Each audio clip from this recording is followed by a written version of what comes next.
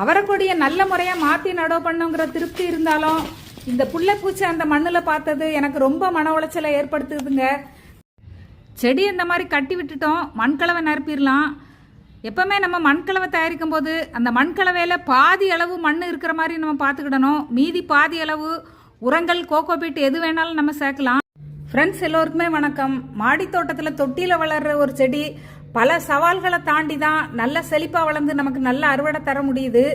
மண்கலவை சரியில்லைனாலும் ஒரு செடிக்கு நல்லா வளர முடியாது. அதே மாதிரி தொட்டிக்கு ஹோல்ஸ் நம்ம நல்லா போடலைன்னாலும் செடியால் நல்லா வளர முடியாது. மண்புழுக்கள் பெருக்கம் அதிகமாக இருந்தாலும் செடிக்கு வளர்ச்சியே இருக்காது. காரணம் என்னென்னா வேர்கள் செயல் இழந்துரும். மண்புழு செடிகளுக்கு நல்லது தான் நம்மெல்லாம் சின்ன வயசுல படிச்சிருப்போம். நிலத்தில் வளர்கிற செடிகளுக்கு தான் மண்புழு நன்மை செய்து, தொட்டியில் வளர்கிற செடிகளுக்கு மண்புழுக்களோட எண்ணிக்கை அதிகமாகும் போது அதுவே மண்புழுக்கள் எதிரியாகவும் மாறிடுது. அடுத்ததா தொட்டியில் வளர்கிற செடிகளுக்கு வர்ற பிரச்சனை பிள்ளைப்பூச்சி. இந்த பிள்ளைப்பூச்சி மண்ணில் நிறைய பெருகினாலும் இளம் வேர்களெல்லாம் கட் பண்ணி செடிக்கு வளர்ச்சியே நல்லா இருக்காது. அடுத்ததாக சங்குப்பூச்சி, நத்தைகள், காண்டாமிருக வண்டோட லார்வா, இந்த மாதிரியான சின்ன சின்ன உயிரினங்களாலையும் தொட்டியில் வளர்கிற செடிகள் பெரிய பாதிப்புக்குள்ளாகுது. அடுத்ததாக எலி தொல்லை, பெருச்சாளி தொல்லை, பலவிதமான புழுக்கள், பூச்சிகளோட பிரச்சனைகள், ஃபங்கஸ் பிரச்சனை, வைரஸ் மாதிரியான நோய் பிரச்சனை, இது எல்லாத்தையும் தாண்டி தான் ஒரு செடி நல்லா வளர வேண்டியது இருக்கு. அடுத்ததாக மாடி தோட்டத்தில் ஆசையாக செடிகள் வளர்க்குறவங்களுக்கு வர்ற ஒரு பெரிய பிரச்சனை குரங்குகள் தொல்லை. நம்ம செடிகள் நல்லா வளர ஆரம்பிக்கும், திடீர்னு குரங்குகள் கூட்டமாக வந்து செடிகள் எல்லாத்தையுமே உடச்சி போட்டு போயிடும். இப்போ நம்ம மாடி தோட்டத்துக்கு ஒரு அணில் வருதுன்னா அந்த அணில் காய்களையோ பழங்களையோ மட்டுமே பறித்து சாப்பிட்டுட்டு செடியை ஒன்றும் பிரச்சனை பண்ணாமல் விட்டுட்டு போயிடும். ஆனால் குரங்குகள் வந்து அப்படி இல்லை. குரங்குகள் வந்து செடி முழுசுமே உடச்சி அங்கே ஒரு அமர்க்களமே பண்ணிட்டு தான் கார்டனை விட்டு வெளியேறும். குரங்குகள் போனப்புறம் நம்ம கார்டனை வந்து பார்த்தா ஒரு போரே நடந்து முடிஞ்ச மாதிரி இருக்கும். அந்த அளவுக்கு நம்ம செடிகள்லாம் பாதிக்கப்பட்டிருக்கோம்.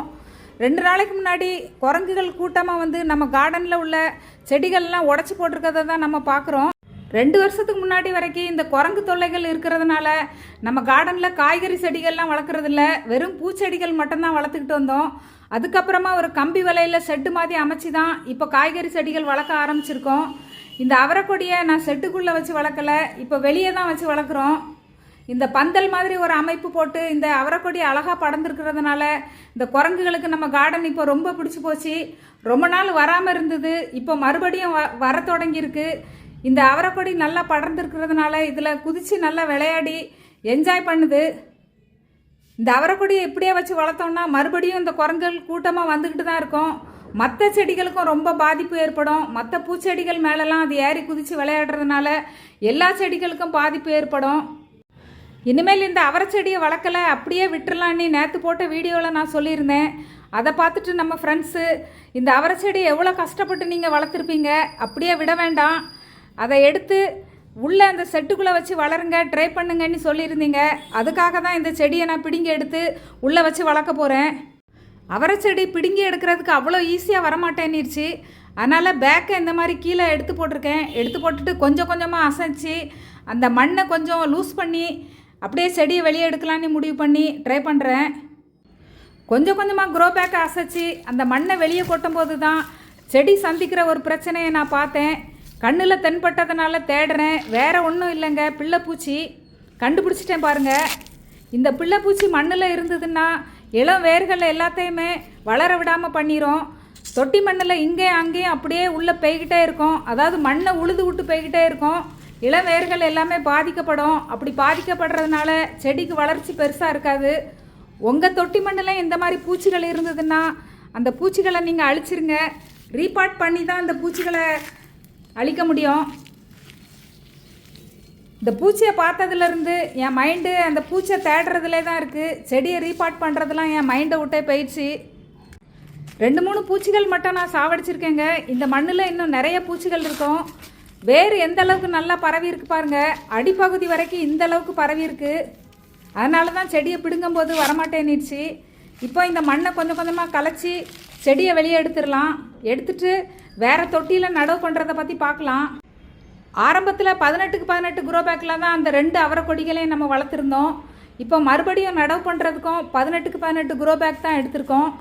மண்கலவை நிரப்பிட்டோம். நடுவில் ஒரு ஸ்ட்ராங்காக கொம்போ நடவு பண்ணியிருக்கோம். 18க்கு 18 குரோ பேக்கில் ஒரு அவரைக்கொடி வளர்த்தா தான் நல்லா செழிப்பாக வளரும். நான் 2 ஏன் வளர்த்துருக்கேன்னா, இந்த சீசனில் எனக்கு நிறைய வகையான அவரை விதைகள் கிடச்சிது. ஒரு 5-6 வகைக்கு மேலே நான் ட்ரை பண்ணியிருக்கேன். ஒவ்வொன்றுக்கும் ஒவ்வொரு குரோ பேக் அமைக்கணுமேங்கிற காரணத்துக்காக தான் ஒரு குரோ பேக்கில் 2 வளர்க்குறேன். நிறைய காய்கள் தரலைன்னாலும் பரவாயில்ல, அந்த ரகங்களோட தன்மைகள் எப்படி இருக்குது, டேஸ்ட்டு எப்படி இருக்குன்னு பார்க்குறதுக்காக தான் ஒரு ஆர்வத்தில் ஒரு 18க்கு 18 குரோ பேக்கில் 2 செடிகள் வளர்க்குறேன். இப்போ இந்த மாதிரி செடியை உள்ளே வச்சிட்டோம். அந்த வேர் ஃபுல்லாக நல்லா உள்ளே போகிற மாதிரி வச்சுட்டு மண்கலவை போட்டு நிரப்பிடலாம். இந்த செடியையும் அந்த கொம்போட கட்டி விட்டுடலாம். இந்த மாதிரி நடவு பண்ணுற செடிகள் கிட்டத்தட்ட ஒரு 10 நாளுக்குள்ளே நல்லா துளிர்த்து வரும்.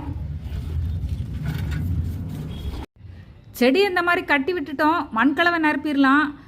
எப்போவுமே நம்ம மண்கலவை தயாரிக்கும் போது அந்த மண்கலவையில் பாதி அளவு மண் இருக்கிற மாதிரி நம்ம பார்த்துக்கிடணும். மீதி பாதி அளவு உரங்கள், கோகோபீட் எது வேணாலும் நம்ம சேர்க்கலாம். பாதி அளவு அதில் மண் இருக்கும்போது தான் செடிகள் வந்து நல்லா வளரும். நேற்று கூட ஒரு சப்ஸ்கிரைபர் கேட்டிருந்தாங்க, மண்கலவையில் மண்ணோட அளவு ரொம்ப கம்மியாக இருந்தால் செடிகள் நல்லா வளருமான்னு கேட்டிருந்தாங்க. மண்ணோட அளவு பாதி அளவு கண்டிப்பாக இருக்கும்போது தான் செடி நல்லா வளரும். ஏன்னா ஒரு செடி வளர்கிறதுக்கு ஆதாரமே மண் தான். அந்த மண் இருக்கும்போது தான் வேருக்கு ஒரு பிடிமான தன்மை இருக்கும். அந்த மண்கலவைக்கு ஒரு கட்டமைப்பு இருக்கும். ஒரு கட்டமைப்பு, காற்றோட்டத்தன்மை எல்லாம் இருக்கும்போது தான் அது நுண்ணுயிர்கள் வாழ்கிற இடமா இருக்கும். நுண்ணுயிர்கள் இருந்தால் மட்டும்தான் செடி நல்லா வளர முடியும். இப்படி நம்ம சொல்லிக்கிட்டே போகலாம். இப்போ நம்ம மண்கலவை நிரப்பிட்டோம். இன்னும் 2 குரோ பேக்கில் இருக்கிற அவரை செடிகளையும் இதை நடவு பண்ண மாதிரியே நம்ம நடவு பண்ணணும். அடுத்தாப்புலையும் ஒரு குரோ பேக்கில் மண்கலவையெல்லாம் நிரப்பி வச்சுருக்கேன் பாருங்கள். அந்த செடிகளை நடவு பண்ணிட்டோம். அதையும் நான் வீடியோவாக கொடுக்குறேன். அவரைக்கொடியை நல்ல முறையாக மாற்றி நடவு பண்ணுங்கிற திருப்தி இருந்தாலும் இந்த புள்ளைப்பூச்சி அந்த மண்ணில் பார்த்தது எனக்கு ரொம்ப மன உளைச்சலை ஏற்படுத்துதுங்க. காரணம் என்னென்னா, இது வேறு தொட்டிகளுக்கெல்லாம் பரவிச்சுன்னா வேறு செடிகளோட வளர்ச்சியையும் பாதிப்பை ஏற்படுத்துமேன்னு பயமாகவே இருக்குது. அதனால தான் இதை ஒன்று ஒன்றா தேடி தேடி சாவடிக்கிறேன். இந்த பூச்சிகள்லாம் நம்ம வேறு இடங்கள்லேருந்து உரங்கள் வாங்கிட்டு வரும்போதும் நம்ம கார்டனுக்கு வந்துடுது. மண்கலவை தயாரிக்கிறதுக்கு வெளியே இருந்து மண் வாங்கிட்டு வரும்போதும் அந்த மண்ணை நல்லா வெயிலில் காய போட்டுட்டு தான் பயன்படுத்தணும். அதே மாதிரி மாட்டு சாணம் மாதிரியான உரங்கள் வெளியே இருந்து வாங்கிட்டு வரும்போதும் அதை நல்லா வெயிலில் காய வச்சு தான் செடிகளுக்கு பயன்படுத்தணும். அந்த வழியாக தான் நமக்கு இந்த பூச்சிகள்லாம் நம்ம கார்டனுக்கு வருது. இப்போ பாருங்கள், செடிகளுக்கு எந்தெந்த மாதிரிலாம் பாதிப்பை ஏற்படுத்துகிற மாதிரி பூச்சிகள் இருக்குன்னுட்டு இதெல்லாம் தாண்டி தான் நம்ம செடி நல்லா வளர வேண்டியது இருக்குது. அவரைக்கொடியை மாற்றி நடவு பண்ணுறதை பற்றியும் செடிகளுக்கு பாதிப்பு ஏற்படுத்துகிற இந்த மாதிரி பிள்ளை பூச்சியை பற்றியும் இந்த வீடியோவில் நான் சொன்ன குறிப்புகள் உங்களுக்கு பிடிச்சிருக்கோன்னு நினைக்கிறேன். பயனளிக்கும் விதத்தில் அமைஞ்சிருக்கோன்னு நான் நம்புகிறேன். நீங்களும் அப்படி நினச்சிங்கன்னா நம்ம சேனலை சப்ஸ்கிரைப் பண்ணுங்கள், உங்கள் நண்பர்களுக்கெல்லாம் ஷேர் பண்ணுங்கள். மறக்காமல் உங்கள் கருத்துக்களை கமெண்ட் செக்ஷனில் பதிவு பண்ணுங்கள். நன்றி.